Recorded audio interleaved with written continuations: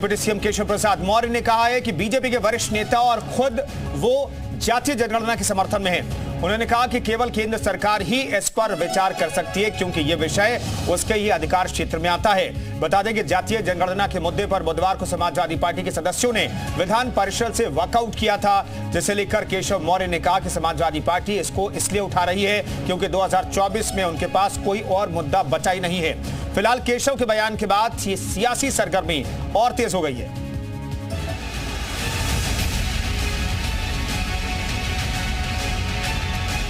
देश में अगले साल 2024 के लोकसभा चुनावों से कुछ महीने पहले जातीय जनगणना के मुद्दे को लेकर राजनीति होना शुरू हो गई है। यूपी में बीजेपी के शीर्ष ओबीसी चेहरा डिप्टी सीएम केशव प्रसाद मौर्य ने कहा कि उनकी पार्टी की सरकारें जाति आधारित जनगणना के खिलाफ नहीं है। मौर्य ने विधान परिषद में यह बयान दिया। भारतीय जनता पार्टी जाति जनगणना के खिलाफ नहीं है।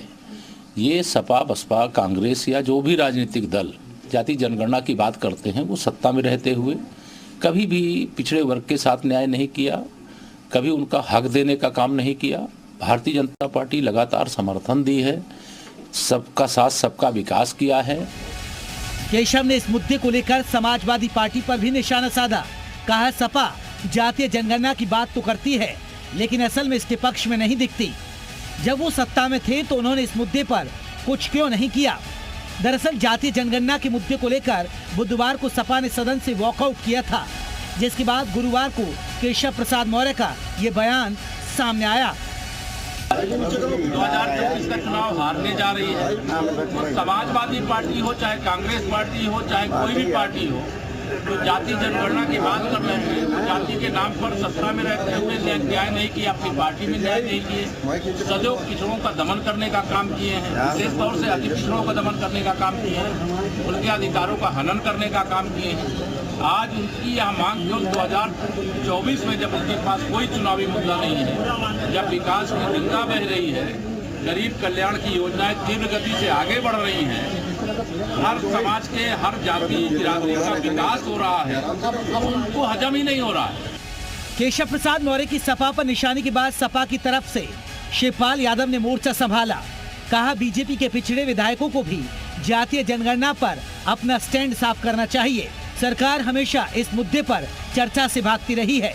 हम तो चाहेंगे जितने भी भारतीय जनता पार्टी में पिछड़े वर्ग के जितने भी हैं वो जातीय गणना के लिए मना करें कि नहीं करा पाएंगे।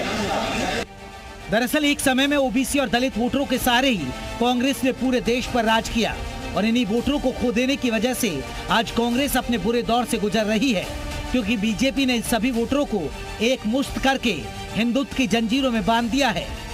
अब ऐसे में जातिगत जनगणना को कांग्रेस समेत तमाम विपक्ष दल हिंदुत्व का काट तो मान ही रही है, साथ ही ओबीसी को अपने पाले में वापस ले आने का एक जरिया भी समझ रही है। और इस काम में बीजेपी के सहयोगी दल भी विपक्षी दलों के सुर में सुर मिला रहे हैं। और केशव प्रसाद मौर्य ने अपने बयान से विपक्षी दलों के साथ साथ अपने सहयोगियों को भी बड़ा संदेश दे डाला है। ब्यूरो रिपोर्ट, जी मीडिया।